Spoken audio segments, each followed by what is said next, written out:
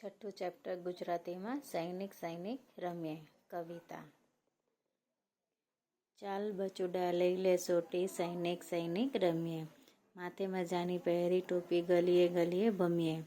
હું પપ્પાનો કોટ લઈ આવ, તું લઈ આવને સોટી. હું બાના ચશ્મા લઈ આવ, કાગળિયામાં વીંટી. બની હનીને બેસી જઈએ, અફસર સાબને નમીએ.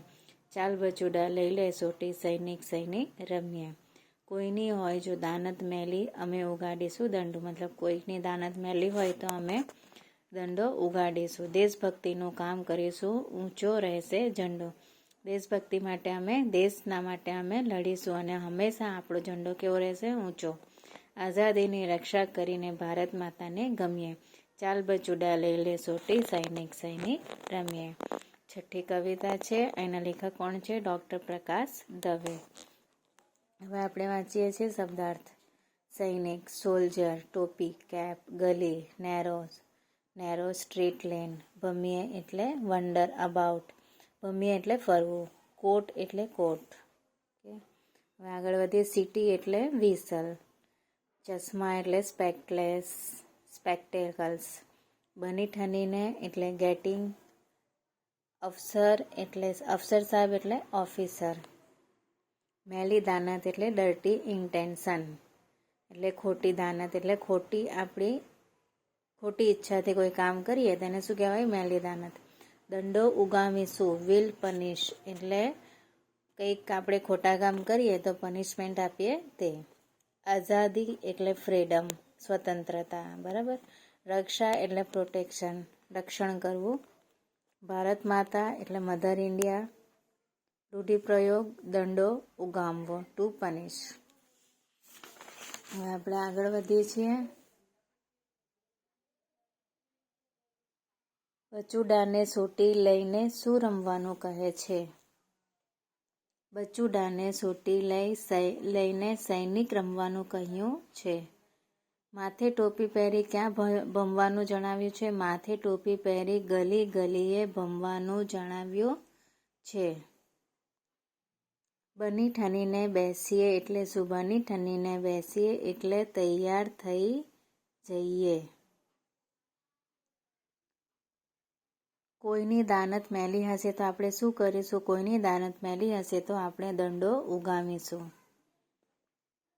આપણે ભારત માતાને ગમવા શું કરવું જોઈએ? આપણે ભારત માતાને ગમવા આઝાદીની રક્ષા કરવી જોઈએ. હવે આગળ આપણે જોઈએ, સવાલ જવાબ થઈ ગયા. હવે આગળ આપણે જોઈએ છે કાવ્ય પંક્તિઓ પૂર્ણ કરો અને તમારો શબ્દનો અર્થ લખો. ચાલ બચુડા લઈ લે સોટી. આમાં શોધવાનું. ચાલ બચુડા લઈ લે સોટી, સૈનિક સૈનિક રમીએ. માથે બનીને પહેરી ટોપી, ગલીએ ગલીએ ભમીએ. ઓકે, આ આપણી કાવ્ય પંક્તિ પૂર્ણ થઈ. હવે બીજી કઈ છે કાવ્ય પંક્તિ? કોઈની હોય. તો કોઈની હોય આમાં શોધી કાઢો. કોઈની હોય ક્યાં છે?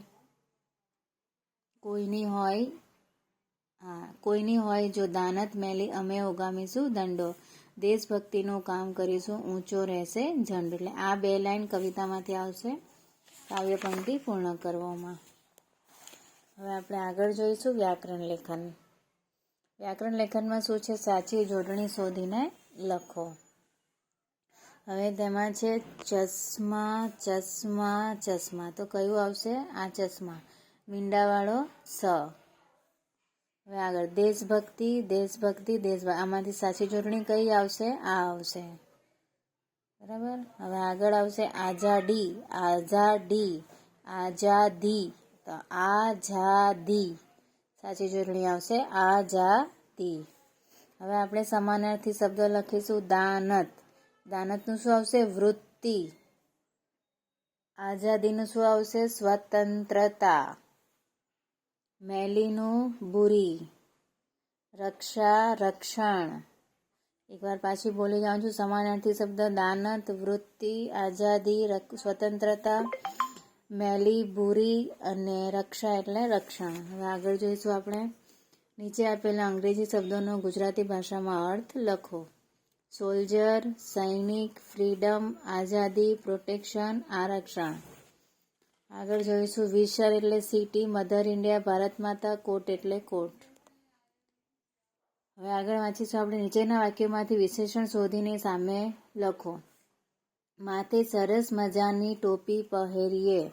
સરસ મજાની વિશેષણ શું કહેવાશે? સરસ મજાની. હા આવશે બરાબર. ટોપી પહેરીએ, ટોપી કેવી પહેરીએ? તો સરસ મજા. સરસ મજા શું આવશે? વિશેષણ આવશે.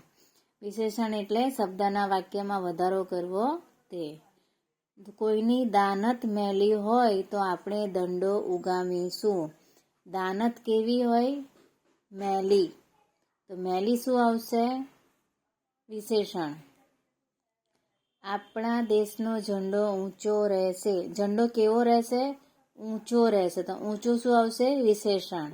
બરાબર. તો પહેલામાં વિશેષણ આવશે સરસ મજાની, બીજામાં વિશેષણ આવશે મેલી, ત્રીજામાં વિશેષણ આવશે ઊંચો. હવે ઉપરના પ્રત્યેક વિશેષણનો ઉપયોગ કરીને વાક્ય બનાવો. એટલે આ ઉપરના જે વિશેષણ છે એનો ઉપયોગ કરીને આપણે શું બનાવવાનું છે? વાક્ય. તો પહેલું વાક્યમાં શું છે? વિશેષણ સરસ મજાની. તો સરસ મજાની એનું એક નવું વાક્ય બનાવવાનું છે. દીપાએ સરસ મજાની ઓઢણી ઓઢી છે. તો આ સરસ મજાની શું આવશે? વિશેષણ. હવે આગળ. તમારી દાનત મેલી હશે તો તમે સુખી નહીં થઈ શકો. બરાબર. તમારી દાનત મેલી હશે તો તમે સુખી નહીં થઈ શકો. મેલી શું આવશે? વિશેષણ છે બીજા નંબરમાં. ઉપર આપણે આમાં વિશેષણ મેલી છે તો આનો જ ઉપયોગ કરીને આપણે અહીંયા બનાવવાનું છે. આપણા દેશનો ઝંડો ઊંચો રહેશે. તો અમે ઊંચી અગાસીએ ચડ્યો. અમે નહીં, અમિત. અમિત ઊંચી અગાસીએ ચડ્યો. હવે આપણે આગળ જોઈએ.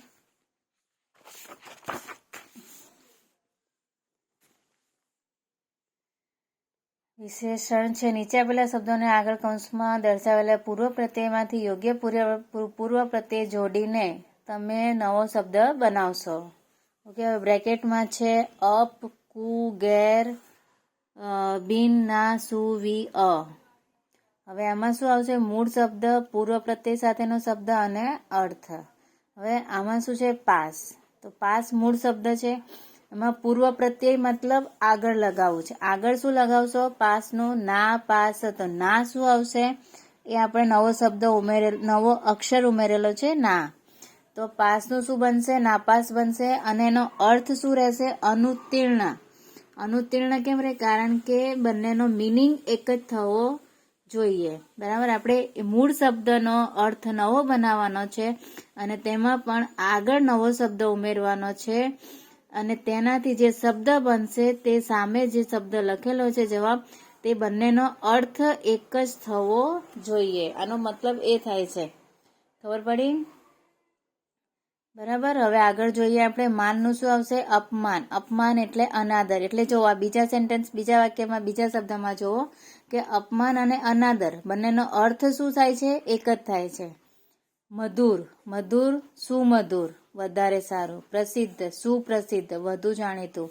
હિંસા, અહિંસા, હિંસાનો અભાવ. લાયક, નાલાયક, અયોગ્ય. સંવાદ, બિનસંવાદ, સંવાદનો વિરોધી. ટેવ, કુટેવ, ખરાબ આદત. જરૂરી, બિનજરૂરી, જરૂરનો વિરોધ. કાયદેસર, ગેરકાયદેસર, કાયદેસરનો વિરોધી.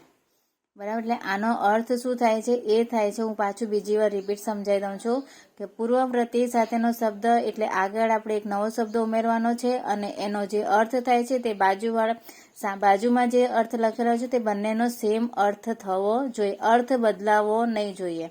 જો આ બંનેના અર્થ બદલાઈ જાય તો જવાબ તમારો ખોટો ગણાશે. હવે આગળ આપણે નીચે જોઈએ. ઉપર દર્શાવ્યા મુજબના બે શબ્દ લખો. ગંધ એટલે દુર્ગંધ, ખરાબ ગંધ. ટેવ એટલે કુટેવ અને ખરાબ આદત. જો આ બંનેના નીચે શબ્દો જુઓ. દુર્ગંધ એટલે ખરાબ ગંધ, બંનેનો મિનિંગ એક જ થાય છે.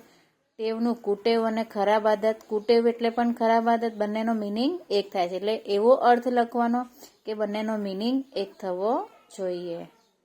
ઓકે. મારા સમજથી તો તમને સમજ આવી હશે. મારા વિડીયોને લાઈક અને સબસ્ક્રાઈબ કરશો. લાઈક સબસ્ક્રાઈબ કરશો અને શેર કરશો. Thank you.